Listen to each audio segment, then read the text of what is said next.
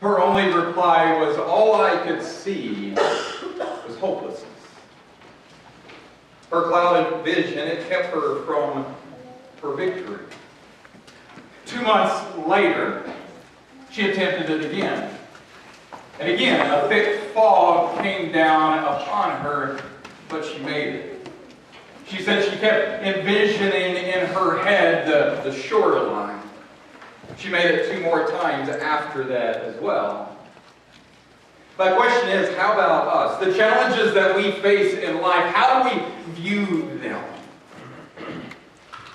Is it all that we see as hopelessness? We're starting a new sermon series today that we've entitled The Names of the Father. It's much like the series we completed a couple of weeks ago, the Names of God. This one we're just looking at Yahweh and added into it. So let us kind of recap where we came from. We looked at the names of God. These are the Hebrew names of God. We looked at Elohim, in our English translation, God. It means the strong one, the strong creator.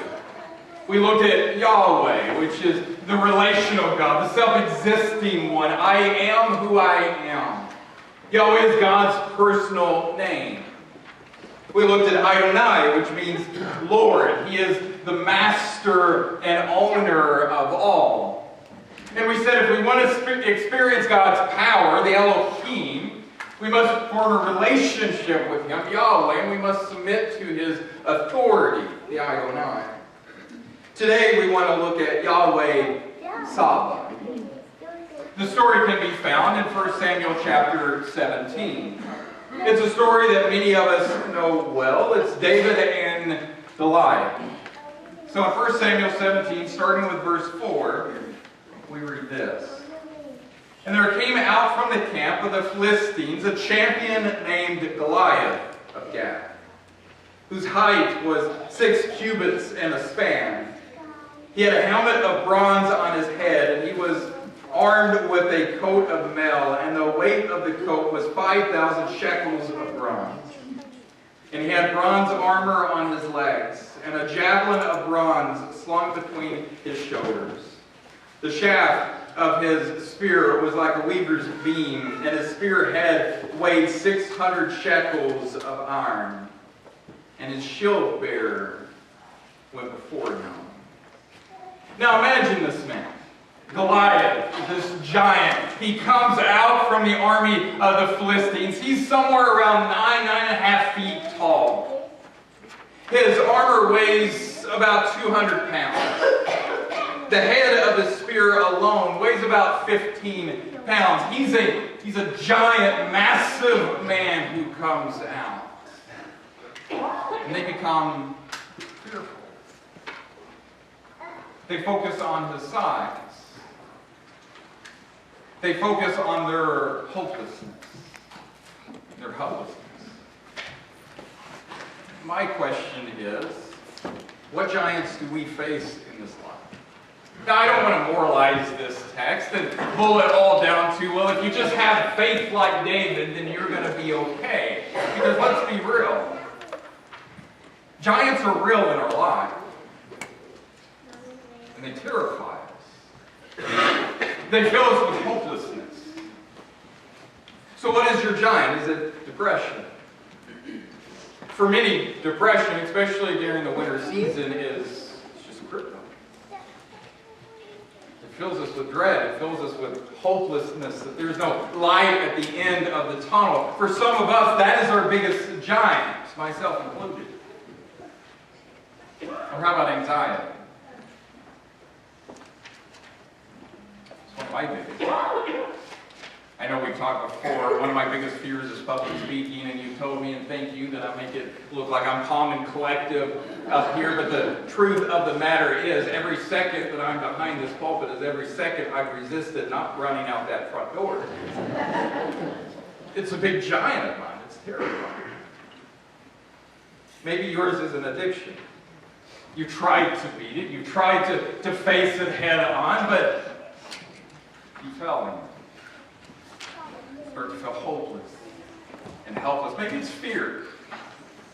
You're just terrified. You're always filled with fear and uncertainty, or maybe it's anger. You just can't control it. It's that beast inside that you just can't handle. We have giants, and our giants are real. And they taunt us. Much like Goliath taunted Israel. If we look at verse 8, it goes on and says, he stood and he shouted to the ranks of Israel, why have you come out to draw up for battle? Am I not a Philistine, and are you not the servants of Saul? Choose a man from yourself and let him come down to me. If he is able to fight with me and kill me, then we will be your servants. But if I prevail against him and kill him, then you shall be our servants and serve us. And the Philistine said, I defy the ranks of Israel this day. Give me a man that I may fight together. When Saul and all Israel heard these words of the Philistines, they were dismayed, greatly afraid. His challenge was simple. His challenge wasn't extraordinary. It happens before.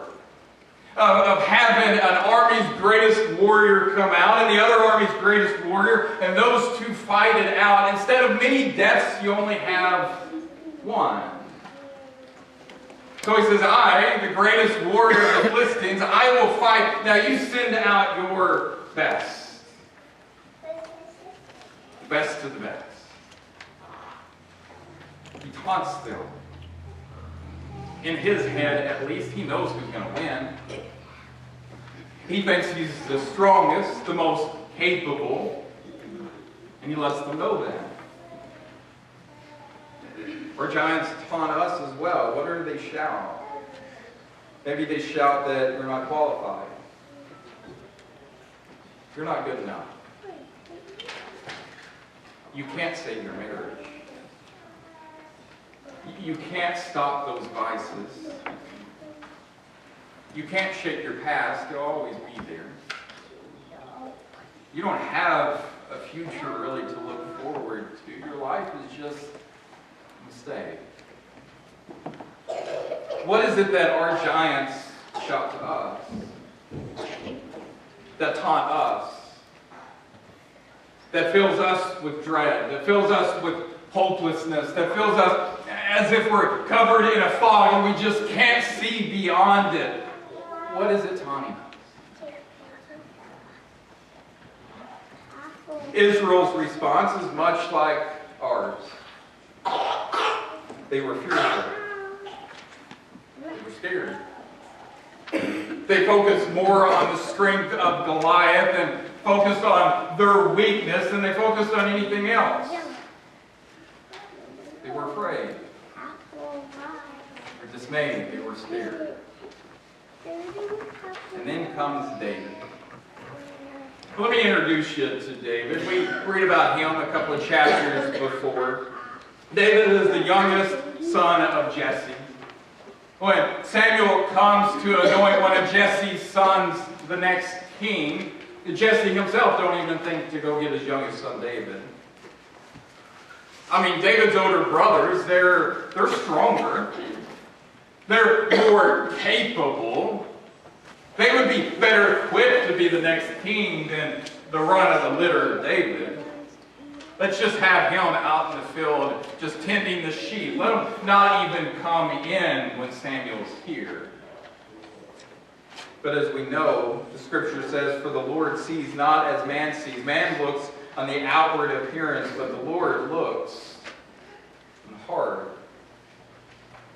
David's the run of the litter. He's the smallest, the least qualified, the least capable. He's left behind. Even when his brothers go out to war, he's left behind to take care of the sheep. And he comes out to bring something to his brothers, and then he hears Goliath. When David's there, in verse 23, it says, Goliath spoke the same words as before. He says the exact same thing that he had said to Israel before, but now David hears him. And David responds differently.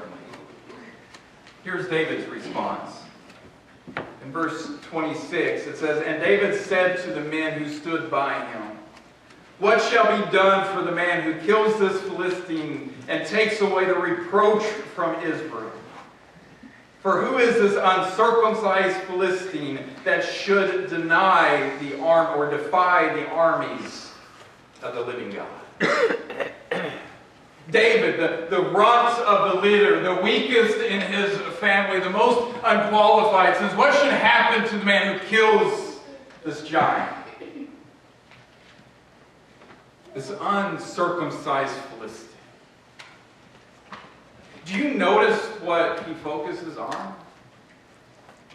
His focus is different than Israel's. Israel's focus was, look how strong this man is. Look how giant this man is. David says, this is an uncircumcised Philistine. He's not a part of God's people. We are God's army. And he's taunting God's army. There has to be something done here. His response is different. So he volunteers to fight. And Saul's response is, well, you're just too young. Once again, you're not capable. We have a lot more men that's more capable than you are. We just don't think you can do it. David's response in verse 36, he says, "Your servant has struck down both lions and bears, and this uncircumcised Philistine shall be like one of them, for he has defied the armies of the living God." And David said, "The Lord who delivered me from the paw of the lion and from the paw of the bear will deliver me from the hand of this Philistine." And Saul said to David, "Go, and the Lord be with you." I think David understood that God had been preparing him for this very moment. Everything that David had experienced as a shepherd, fighting off the lion, fighting off the bear, was preparing him for this moment to show God's glory. He also realized if God was going to protect me then, he's going to protect me now. So Saul's second response is, well, let's clothe you in armor. Let me put my armor on you. That will make you a little bit better, but David didn't want it. He says, can't move it. The protection I want to go with is the Lord. I don't want your armor. So he takes a staff.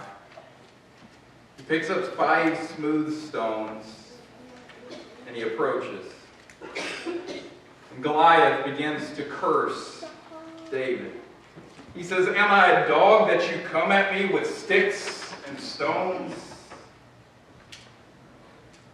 He curses David with this unknown God, and he threatens to leave his body out in the field so that the birds and the beasts can come out to it. And then David, he introduces him to Yahweh Tsaba. Verse 45, he says, "Then David said to the Philistine, 'You come to me with a sword and with a spear and with a javelin, but I come to you in the name of the Lord of hosts, the God of the armies of Israel, whom you have defied.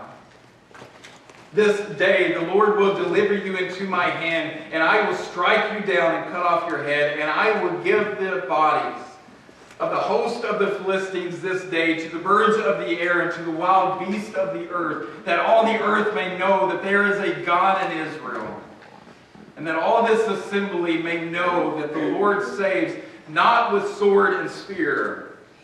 For the battle is the Lord's, and he will give you into my hand.' And when the Philistine rose and came and drew near to meet David, David ran quickly toward the battle line to meet the Philistines." We know the end of the story. We know that David beats Goliath. But oftentimes we think that David beat Goliath with the sling and stone. But that's not even what David felt. You see, because David said, "You come at me with spear and a javelin, but I come at you.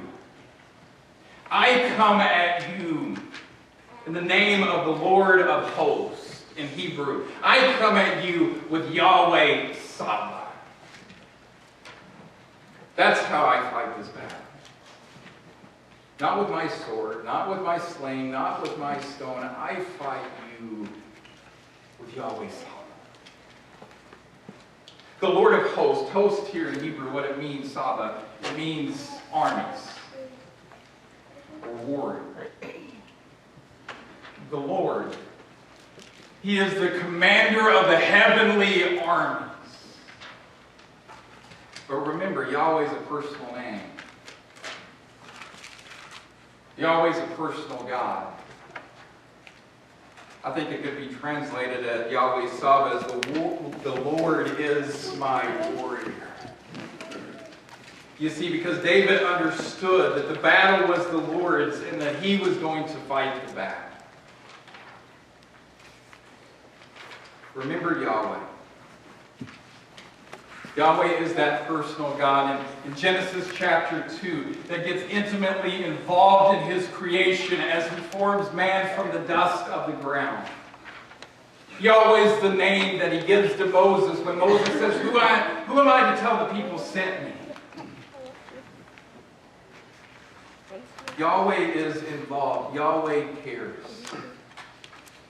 And Yahweh is mighty. And as we read this story, and as we face our giants, whatever they may be, it's not just a story of have more faith. It's a story of realizing who's in control. It's a story of realizing that the battle is the Lord's. That when we fight against our giants, whatever they may be, and we feel hopeless, that we come at it with the Lord of hosts. We come at it with Yahweh Tsaba. Who cares? Who gives us strength. So my challenge is that when we come against our giant, that we measure our giant against God, not against ourselves. You see, because if I measure my giants against me, I will respond as Israel responded. I will be scared. I will be in dismay. I will feel hopeless and I will give up. But when I measure my giants against Yahweh Tsaba, the creator of the universe, and the God who cares for us, my giant begins to seem small. And I can confront it. You see, that's the part of the story that I love too. David knew exactly who was fighting the battle. He knew exactly how he was going to win. I come at you in the name of Yahweh Tsaba. But we also read when he gets to battle, he runs in. He faces them head on. But he faces them head on, not in his strength, but in God's. Where is our strength? Where do we try to fight our battles from? Is it within? Or is it with him? If it's within, we will be defeated. But if it's with him, we can succeed.